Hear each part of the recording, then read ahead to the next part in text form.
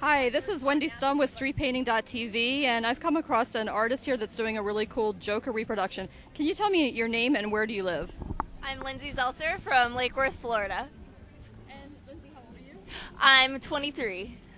Can you tell me about the piece that you're working on today? Basically, they requested that we do a Halloween-themed picture, so I went on a massive hunt for the most striking sort of image I could find that would attract the most attention, and I found this. I've always been a fan of the Jack Nicholson Joker because funny villains are always better than super scary villains. So I see that you have a grid of your picture down below. I do. How does that help you get the image onto the pavement? Well, being that the space is so large, you can sort of get lost in the canvas, and I sort of just use it to keep track of where I am, and it keeps the accuracy a little more spot on for sure.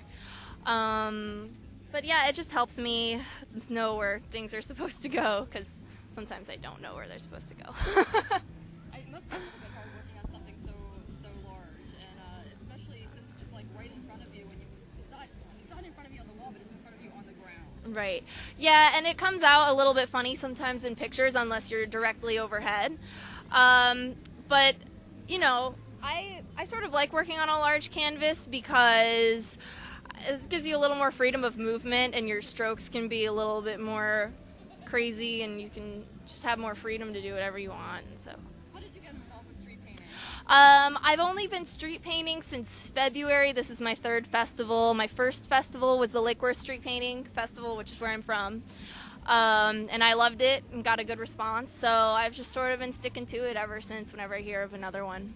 What do you like about street painting? I love the crowd interaction. I'm kind of a ham, so I like seeing all the people and seeing what everybody else does. And it's just a unique sort of production whenever there's a street painting festival in town. So it's good. It's good for the city and good for the artists. And What is the most difficult aspect of this kind of work for you? the most difficult, for one thing, the elements, like the sun, it's just been brutal. I had to take like a 2-hour break yesterday so I didn't get heat stroke. But you know, and it's really, yeah, just the weather is like the worst, but at the end it's all sort of worth it, and you sort of forget all about that and just have the picture to remember it by, and you're like, oh, all of the hardships I went through was worth it because this picture came out so great. Do you feel like there's like a camaraderie among street painters at a festival? Sure. Yeah, we're all a really supporting group, and you learn from each other for sure. I walked around before the crowds came and saw what other people are doing, and I said, oh, that's a good idea. I should try to incorporate more color or texture or whatever into your own drawing, so you can learn a lot from the other artists.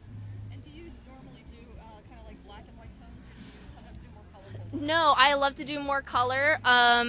I do like to work in sort of a monochromatic sort of color scheme sometimes. My first street painting picture I did was like reds and oranges and pinks, so just colors that sort of pop out. You'll see that everybody kind of has their own technique with color and stuff. So. And how large is your space, and how long will it take you to do? My space is 8 by 10, and I started yesterday at about 8:30 until 4, and today I should be finished, Lord willing, in about 4 hours or so, but it's okay. I just need to take lots of breaks and drink lots of water, so could affect the time. Well, thanks for talking with us at Street Thank Painting. you. Your piece is really fun. Thank you. It's been a pleasure to watch. Okay, thank you for visiting. Bye. Bye.